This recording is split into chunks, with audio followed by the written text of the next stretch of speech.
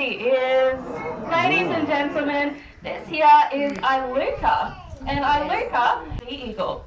So these animals are a common sight across our coastlines and our waterways. However, occasionally, she's been very patient with me today. Do you want to eat all those nice little guts that are on my glove? Do these cute little nibbles? So occasionally you can also find our white-bellied sea eagles more central in Australia. So they will actually flood to the centre of Australia when more water develops in some areas that will flood periodically, which is quite cool. So when it comes to our white-bellied sea eagles, they are specially designed for a particular style of hunting. Can I have my face back? Apparently we're doing this today. Alright, can you pop that wing in, please? Quite lazy there. So they are perfectly designed for a particular style of hunting. Are you yawning or is your mouth just open? It's a wow moment. Good to know. So you'll notice that she has a very short, stubby tail. So virtually no tail, which is very cute because they remind me of tiny little fig parrots that look like pom-poms. No tail. They also have these long legs that are very scaly, so their feathers don't go all the way down their legs. These two features means that she is able to quite gently rake the surface of the water, targeting any of her food items that might include fish. So they'll be looking for shiny animals swimming just beneath the surface of the water, so they can skim that surface, grab that fish, and then they'll go land somewhere to consume that food. They'll also be quite opportunistic in the food that they eat. They'll take advantage of sea snakes too. So not a lot of arguments when it comes down to what they're going to rake from the surface of the water, but there are also some photos out there with some pretty interesting prey in the talons of a white-bellied sea eagle. These photos had pictures of penguins and also piglets inside their talons. So obviously they're not going to complain too much when they're hungry and they just need to grab something. They're also very smart. So I mentioned that they're not limited to our coastlines. They can be inland as well. When it comes to being further inland, they sometimes have to live in areas that have murky water. So for instance here, along the river just behind Fig Tree Pocket, it's a very brown river, but there are a breeding pair of white-bellied sea eagles. So because they can't rake the surface of the water and easily spot fish, because they are so smart, they have taken to a different prey source that they can find quite commonly. However, this prey source is not in the water, it's actually in the trees. So during the day, there might be colonies of bats asleep in the trees. So they are a very easy prey because they're fast asleep, they have no idea, and a white-bellied sea eagle just like this is just going to pluck one out of the tree and then they've got a meal. So would anyone like to hazard a guess how much Iluka weighs? Anyone want to guess? 20 pounds. What's that in kilos? 10? Okay, that's a great guess. Anyone else? 12? Yes. So I would be very strong in that case. I'm going to show you just how heavy she is. Got to prepare myself. So she's actually only about 3.5 kilos. So yeah, she's all feather and sass, to be honest.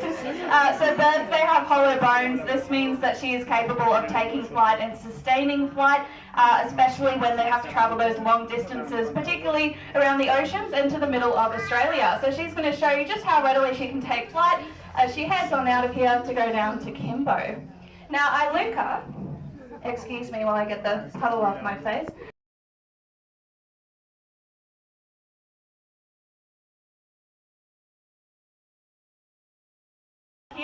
This here is Milo. Milo likes to announce herself as she enters the stage. This is a little habit that has just developed recently for some reason. She likes to showcase that screech. I think she thought she wasn't getting enough attention already, so now she has to make her routine a little bit noisier. So Milo is a nocturnal raptor. Our white-bellied sea eagle, a diurnal raptor, active during the day, just like us. Nocturnal means that you won't really see these barn owls throughout the day. They are more active at night. However, they're not active at night because they necessarily have to be, so her energy levels and her vision right now is not impacted being awake and functioning for you during the day.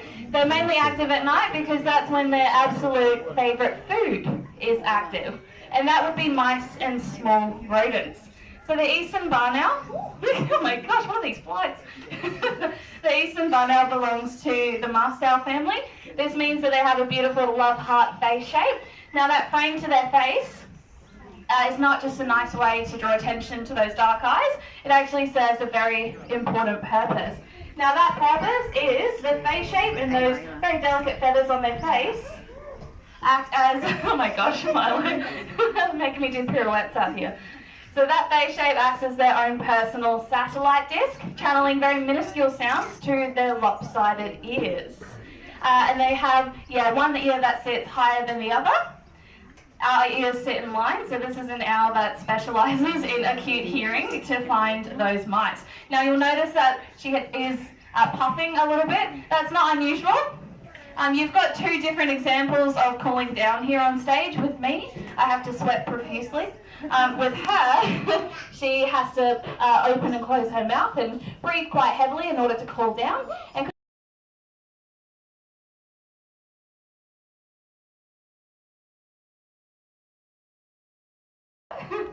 Omega is a beautiful wedge-tailed eagle. So wedge-tailed eagles, they're actually the largest raptor that you can find in Australia. Some pretty large features that they have, which you can pinpoint right now on Omega, is that beautiful long wingspan and that diamond or wedge-shaped tail. So that's awesome that you get to see those shown off today. Hey Omega, where are you going, mate? Over here, please. He likes to show off a little bit sometimes. So that wingspan can reach 2 to 2.5 metres in length. And we're not very original when it comes to naming our wildlife in Australia, which is good for us because it's not hard to remember what all the animals are called. We tend to call it as we see it or as we hear it. So for a wedge-tailed eagle, obviously they have that stunning wedge-shaped tail. Now that large wingspan is among the largest wingspan of any raptor in the world. And like I said, they are the largest raptor that we can find in Australia. Now I know you might be thinking, he's pretty small and he's definitely not as large as Iluka, who you got to meet in this show as well. However, Iluka is a female white-bellied sea eagle. This is a male wedge-tailed eagle. So females, when it comes to raptors, they can actually be 2 to 3 kilos heavier and significantly larger than the male raptors. So that's why Iluka is bigger. Now this posture that he's creating right now looks quite cute, to be honest, but he's actually trying to look as intimidating as possible. He is trying to mantle over his food. So this is called mantling. He's putting those wings around the food. He's also fluffing himself up to make him look a little bit scary. But we like to compare the fluffed up head and neck to a little bit of a toilet brush situation. So he doesn't look as scary as he thinks he looks. But what he's doing is trying to tell everyone in the audience, particularly Kimbo as well, because she's the closest, that if you touch my food, you're going to mess with me. So your wedge-tailed eagles, the majority of their diet is small to medium-sized mammals. However, they are also very impressive in the sense that when they work together in groups or pairs, they're able to take down large mammals, including something the size of a kangaroo. So they will work together to tire out that kangaroo. That kangaroo is obviously going to be fleeing from the wedge-tailed eagles that are targeting them. They also might opportunistically talon that animal. So it's going to be a little bit sore, going to be feeling quite exhausted. And then when that animal tires, they have the opportunity to take advantage of that meal. Those talons are so long that they do have the ability to puncture through to vital organs. And the foot strength of a wedge-tailed eagle is said to be about 10 times the strength of a human hand. So that's why they're capable, when they want to, of taking down those very large items. However, they're also a bit lazy. I would like to refer to it as smart, but they are lazy. They will opportunistically take advantage of an easy meal. So this meal might exist in the form of roadkill in particular. So if you're out there exploring our beautiful country and you do see some roadkill on the side of the road, please, we do encourage you to just slow down if it's safe to do so. Also, just jump on that horn. A lot of the raptors that you meet in Australia and see, and the ones that you saw today in particular, they can be scavengers and they can take advantage of an easy meal. So you're never going to know what animal might be sitting on the other side of that huge red kangaroo enjoying a meal. And if you get too close, too fast, and they get a fright, unfortunately we could suffer a pretty sad situation. One of the wedge-tailed eagles that we do have, who flies once or twice a week, He is one of our rescues and he came to us because he was hit by a car. So he has a pre-existing wing injury. Fortunately, he is no longer in pain. However, it does mean that we have to limit his flying and his overexertion of that wing injury. We also have a wedge-tailed eagle in the middle of the park. I'm not sure if you saw him, but his name is Talon. He unfortunately, yes, he's a rescue. We love having him here, but he came here because he was shot illegally by a farmer. So prior to the 1970s, these beautiful animals were nearly shot to the point of extinction.